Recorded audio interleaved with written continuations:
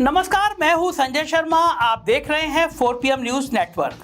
मैं आज आपको महाराष्ट्र की राजनीति की बड़ी एक्सक्लूसिव खबर देने जा रहा हूं। भारतीय जनता पार्टी परेशान क्यों है, उद्धव ठाकरे का दांव क्या है, शरद पवार की चाल क्या है और फडणवीस क्या करेंगे, एक एक खबर आपको बताऊंगा इस रिपोर्ट में।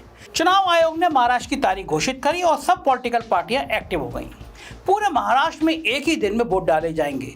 वोट डालने की तारीख है 20 नवंबर और मतगणना की तारीख रहेगी 23 नवंबर।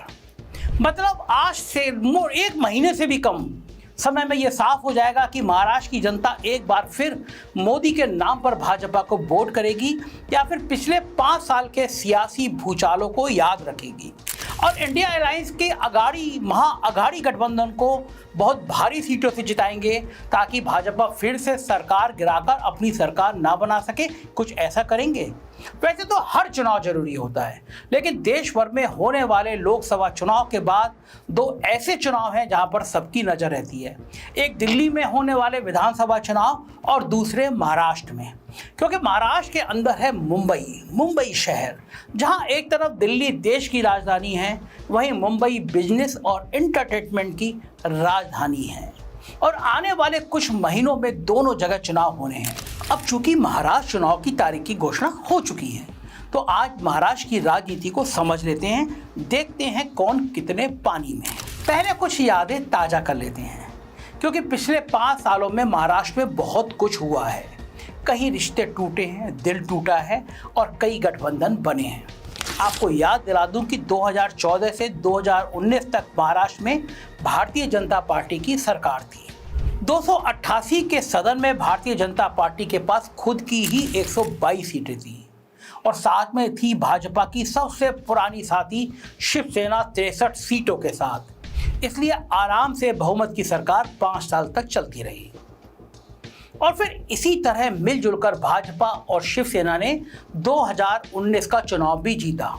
105 और 56 सीटें लेकर भाजपा और शिवसेना ने 2014 जितना बेहतर प्रदर्शन तो नहीं किया, लेकिन फिर भी उन्हें साथ में सरकार बनाने से कोई रोक नहीं सकता था, क्योंकि बहुमत के लिए बस 144 सीटें चाहिए थी और इनके पास 161 सीटें थी। बड़ी पार्टी होने की हैसियत से भाजपा का मुख्यमंत्री फिर से बनना तय था।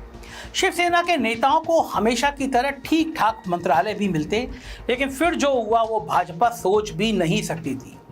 भाजपा खुद जोड़ तोड़ में माहिर है, लेकिन उद्धव ठाकरे ने भाजपा का खेल उसी के साथ खेल दिया। चुनाव के नतीजों के 3 दिन बाद शिवसेना ने भाजपा का साथ छोड़ दिया।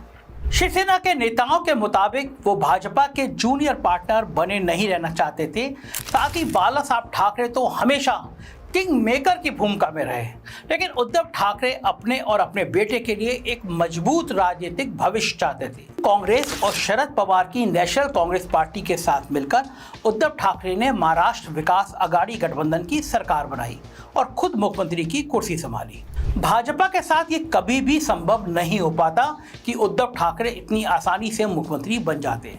हालांकि इतना आसान भी नहीं था। एमएलए की जोड़ तोड़ करके औरों को बना बनाया बहुमत बिगाड़ने वाली भाजपा भला अपने हलक से निवाला कैसे जाने देती। एनसीपी के अजीत पवार के साथ मिलकर सरकार बनाने का दावा ठोक दिया। फडणवीस को गवर्नर कोश्यारी ने रातों रात शपथ भी दिलवा दी। सुबह हुई नहीं, हम लोग उठे तब तक शपथ गिराना, लेकिन हर जगह थू-थू हुई, क्योंकि सीटों के आंकड़े इनके साथ नहीं थे। लोग इतने बहुमत में नहीं थे। फडणवीस को 1 हफ्ते के अंदर ही उद्धव ठाकरे के लिए कुर्सी खाली करनी पड़ी। उद्धव ठाकरे ने 2.5 साल के आसपास सरकार चलाई। इस बीच कोरोना महामारी भी आई। उसमें महाराष्ट्र सरकार के काम की पूरी दुनिया में सराहना हुई। बहुत बेहतर तरीके से उद्धव ठाकरे ने इस आपदा में महाराष्ट्र को बचाया। उद्धव और उनके बेटे आदित्य ठाकरे के काम का परंपरागत तरीका शिवसेना से थोड़ा अलग था। शिवसेना हमेशा से कट्टर हिंदुत्व एजेंडा के लिए जानी जाती थी, लेकिन उद्धव चाहते थे कि शिवसेना को हर धर्म की पार्टी के रूप में पहचान मिले। बस इसी मौके की तलाश में भाजपा बैठी थी। जून 2022 में शिवसेना के खास नेता एकनाथ शिंदे अपने साथ 36 विधायकों को लेकर गायब हो गए। पहले गुजरात के सूरत में डेरा डाला और फिर असम के एक रिसोर्ट में। जाहिर सी बात है, सब कुछ भाजपा के साथ मिल बैठकर हो रहा था। एकनाथ शिंदे ने अलग होने का बहाना भी यही दिया। उनके अनुसार उद्धव के नीचे शिवसेना वो हिंदू पार्टी नहीं रही जो होनी चाहिए थी। हालांकि खेल सारा सत्ता का था। एकनाथ शिंदे की मुख्यमंत्री बनने की बड़ी तमन्ना ठाकरे परिवार के नीचे कभी पूरी नहीं हो सकती थी, और दूसरी तरफ भाजपा बस हर हाल में शिवसेना की सरकार गिराना चाहती थी। इसलिए एकनाथ शिंदे केवल 36 विधायकों के साथ मुख्यमंत्री बन गए। वहीं भाजपा के पूर्व मुख्यमंत्री फडणवीस खून का घूंट पीकर उप मुख्यमंत्री बन गए। बनना नहीं चाहते थे, लेकिन नड्डा और बाकी पार्टी पीछे पड़ गई कि डिप्टी सीएम बनो, और बनना पड़ा। सिर्फ यही नहीं, चुनाव आयोग ने शिवसेना का नाम और चुनाव चिन्ह भी एकनाथ शिंदे को दे दिया, क्योंकि ज्यादा विधायक उधर थे। ना भी होते तो चुनाव आयोग तो गुलामों की तरह वैसे भी रहता है। उद्धव ठाकरे ने बहुत हाथ पैर मारे, हासिल कुछ नहीं हुआ। 2023 में सुप्रीम कोर्ट ने कहा कि गवर्नर को एकनाथ शिंदे और बाकी शिवसेना विधायकों पर कार्रवाई करनी चाहिए थी, और अगर उद्धव फ्लोर टेस्ट से पहले इस्तीफा नहीं देते तो कोर्ट वापस उनकी सरकार बनवा देता। लेकिन ये सब तो सांप निकलने के बाद लाठी पीटने जैसा है। आज का सवाल ये है कि 1 महीने बाद जनता क्या याद रखेगी, क्या भुला देगी। आइए एक एक करके कुछ बड़े कारण देखते हैं जिनकी वजह से महाराष्ट्र का चुनाव किसी भी तरफ जा सकता है। हाँ, इतना जरूर है कि भले भाजपा ने हरियाणा जीत लिया हो, लेकिन महाराष्ट्र का शतरंज हरियाणा जितना सीधा नहीं है।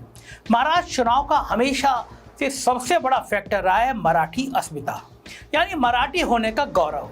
इस गौरव को सबसे बड़ी ठेस लगी जब 26 अगस्त को छत्रपति शिवाजी महाराज की मूर्ति भरभराकर टूट के गिर गई और बताया गया कि इसमें बहुत ज़्यादा भ्रष्टाचार हुआ। ये सिंधुगढ़ इलाके के मलवान किले में लगी थी। शिवाजी महाराज को पूरे देश में ही आदर से देखा जाता है, और मराठी लोगों के बीच वो किसी भगवान से कम नहीं है। पिछले साल दिसंबर में खुद मोदी जी ने 35 फीट ऊंची इस प्रतिमा का अनावरण किया था, क्योंकि क्रेडिट लेने में तो मोदी जी सबसे आगे रहते हैं। अब मूर्ति बनाने का क्रेडिट लिया था तो उसके टूटने की जिम्मेदारी भी मोदी को लेनी पड़ती। मोदी ने कहा, सिर झुकाकर हाथ जोड़कर माफी मांगता हूँ। मोदी जी समझ गए थे कि महाराष्ट्र मणिपुर नहीं है जिसे जलने के लिए छोड़ दिया जाए और एक दौरा भी ना करें। बहुत बड़ा प्रदेश है, 48 लोकसभा की सीटें हैं, यूपी के बाद सबसे ज़्यादा सीटें देने वाला राज्य है। काश मणिपुर के पास भी इतनी सीटें होती तो वो भी मोदी जी को बुला पाता। मगर क्या ये माफ़ी काफ़ी है? शिवाजी महाराज की मूर्ति का गिरना कोई प्राकृतिक आपदा नहीं थी, कोरा भ्रष्टाचार था। मूर्ति के नट बोल्ट में जंग लगा था, बनाने के डिजाइन में कमियां ही कमियां थी। मूर्तिकार और ठेकेदार को गिरफ्तार कर लिया गया, लेकिन क्या ये काफ़ी है? क्या मोदी की माफ़ी में मराठी मानुस की गंभीरता दिखेगी? मुझे तो नहीं दिखी, आप देखकर बताइए। इस धरती पर आते ही आज मैंने पहला काम मेरे आराध्य देव छत्रपति शिवाजी महाराज में उनके चरणों में सर झुका करके क्षमा मांगने का कर रहा हूं। गर्दन अभी भी तनी हुई है, आवाज में पश्चाताप नहीं है। लग रहा है माफी मांगकर किसी पर एहसान कर रहे हो। अब आप कह सकते हैं कि मोदी प्रधानमंत्री है, उनका इतना कहना काफी है। लेकिन जब बात अस्मिता की आती है तो मराठी मानुस किसी को भी अपने गौरव से ऊपर नहीं देखता।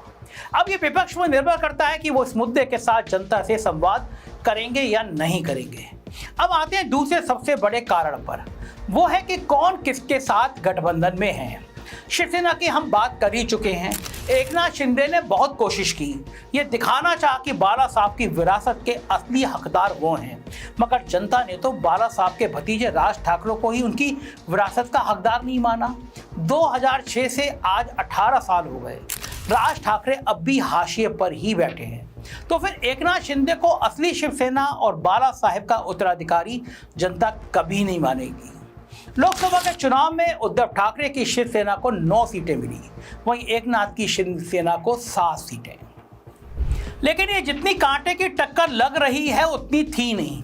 कल्याण और ठाणे जैसे मुंबई के बाहर के इलाके हमेशा से एकनाथ शिंदे का गढ़ रहे हैं, लेकिन मुंबई इलाके में एकनाथ शिंदे केवल 1 सीट जीत पाए, वो भी केवल 48 वोटों के अंतर। ये सीट कैसे जीती जाती हैं 48 वोटों वाली, आप उससे बेहतर समझते हैं। वहीं दूसरी तरफ उद्धव मुंबई में 6 में से 3 सीटें जीतने में कामयाब रहे। राज्य के चुनाव तो और भी ज़्यादा लोकल मुद्दों पर लड़े जाते हैं।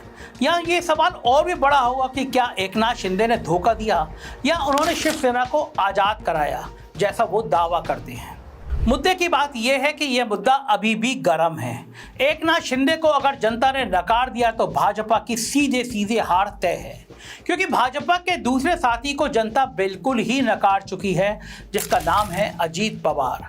सरकार चाहे किसी की बने, इन्हें सत्ता का इतना नशा है कि डिप्टी चीफ मिनिस्टर बनने पहुंच जाते हैं। गठबंधन का जोड़ना तोड़ना ऐसा करते हैं कि नीतीश कुमार को भी कॉम्प्लेक्स दे देते हैं। शरद पवार की इन्होंने केवल पार्टी नहीं तोड़ी, साथ ही चाचा शरद पवार का मजाक भी उड़ाया। लेकिन शरद पवार ठहरे महाराष्ट्र राजनीति के भीष्म पितामह। लोकसभा चुनाव से पहले कुछ नहीं बोले, लेकिन नतीजों ने भतीजे का मुंह बंद कर दिया। शरद पवार की एनसीपी को 8 सीटें मिली, वहीं अजीत पवार की पार्टी को केवल 1 सीट। इनकी अपनी पत्नी सुनेत्रा पवार उनकी बहन यानी शरद पवार की बेटी सुप्रिया सुले से 1.5 लाख वोटों के भारी अंतर से हार गई। अजीत पवार भाजपा के गठबंधन की वो हड्डी हैं जिसे भाजपा से ना निगलते बन रहा है ना उगलते हुए। अगर साथ छोड़ दिया तो ये वोट कटेंगे और साथ में रखा तो सीटें देनी पड़ेंगी, जहां शरद पवार से सीधे मुकाबले में ये पक्का हारेंगे ही। भाजपा और कांग्रेस की सीधी लड़ाई की बात भी कर लेते हैं। 13 लोकसभा सीटों के साथ कांग्रेस महाराष्ट्र में सबसे बड़ी पार्टी बनकर उभरी थी। हालांकि विधानसभा चुनाव में कांग्रेस पहले या दूसरे स्थान से काफी दूर नजर आती है।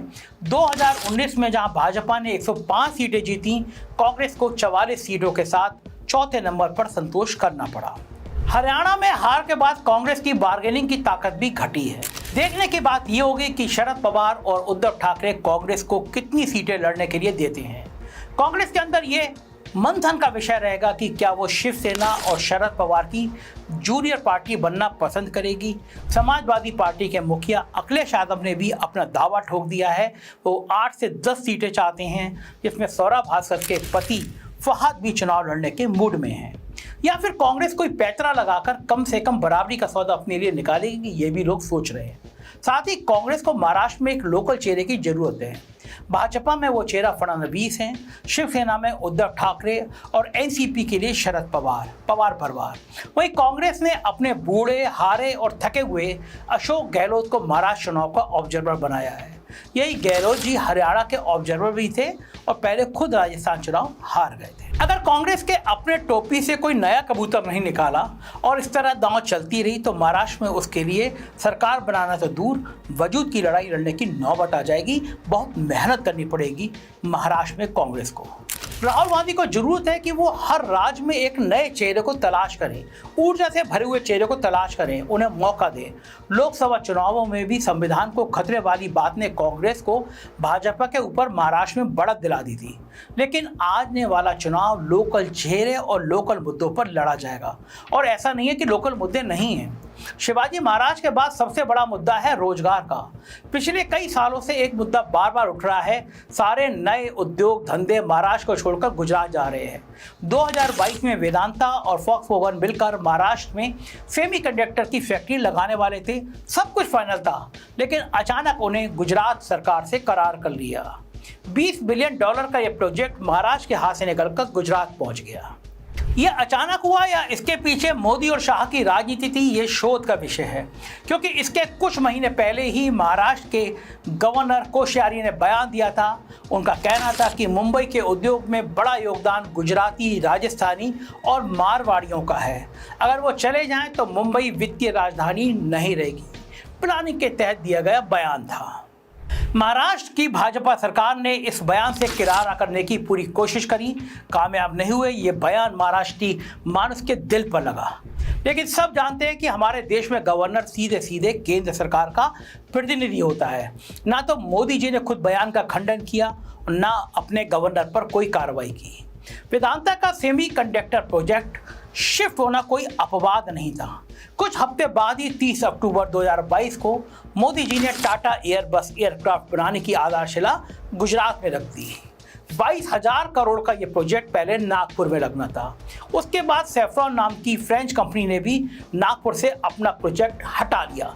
एक के बाद एक उद्योग धंधे महाराष्ट्र से जाने लगे और गुजरात जाने लगे। 2017 में महाराष्ट्र वो राज्य था जिसमें सबसे ज़्यादा फैक्ट्री थी।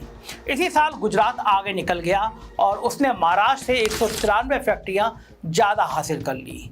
2019 आते आते ये अंतर बढ़कर 2800 फैक्ट्रियों से भी ज़्यादा हो गया और अब ये फासला लगातार बढ़ रहा है। इस बात से साफ है कि मोदी सत्ता तो हर राज्य में चाहते हैं, लेकिन सत्ता का सुख बस गुजरात को देना चाहते हैं। मोदी जी के दो खास दोस्त अंबानी और अडानी भले रहते मुंबई में हैं, लेकिन दोनों गुजराती हैं। घर मुंबई में भी और घर गुजरात के अहमदाबाद में भी। अडानी अहमदाबाद में रहते हैं, अंबानी मुंबई में रहते हैं। इनकी बड़ी बड़ी फैक्ट्री भी गुजरात में ही हैं। चाहे अंबानी का जामनगर प्लांट हो या फिर अडानी का मुद्रा पोर्ट, दोनों गुजरात में हैं। रोजगार के अलावा भी बहुत सारे मुद्दे हैं। मुंबई आजकल एक गैस चैम्बर में बदल रही है। वो तो साथ में समंदर है, इसलिए कुछ हद तक बचाव है, लेकिन फिर भी हर जगह तो कंस्ट्रक्शन में मुंबई में सांस लेना दूभर हो गया है। भाजपा सरकार के पास इसका कोई हल दिखाई नहीं दे रहा। सवाल बस ये है कि विपक्ष इस मुद्दे पर जनता को अपने साथ जोड़ पाता है या नहीं। जब दिल्ली में केजरीवाल महिलाओं के लिए बस की सवारी मुफ्त करते हैं तो भाजपा और मोदी उसे फ्री की रेवड़ी बताते हैं, लेकिन पहले मध्य प्रदेश में लाडली बहन योजना और महाराष्ट्र में लड़की बहन योजना के तहत सीधे खाते में हर महीने कैश का लुभावना वादा कर रही है। ये वादा भाजपा को लगता है कि उसके पाले में महिलाओं को घुमा सकता है। ऐसे ही युवाओं के लिए लड़का योजना बनाई है। उनको लगता है कि नौजवान उससे इस योजना की तरफ आ जाएंगे, लेकिन अगर सच्चे और सटीक सवाल पूछे जाएंगे तो भाजपा को पसीने आ सकते हैं। पिछले 10 सालों में से 8 साल भाजपा की सरकार रही है, लेकिन हर पैमाने में मराठी मानस की दुर्दशा बढ़ रही है। अब ये जनता को देखना है कि आने वाला चुनाव सटीक मुद्दों पर लड़ा जाएगा या खोखले वादों पर। आप मेरे साथ कुछ ऐसी ही तीखे सवाल सरकार से पूछते रहिए, जनता को हकीकत बताते रहिए। कैसी लगी बातचीत जरूर बताइएगा। आपकी राय का इंतजार रहेगा। शुक्रिया, थैंक यू।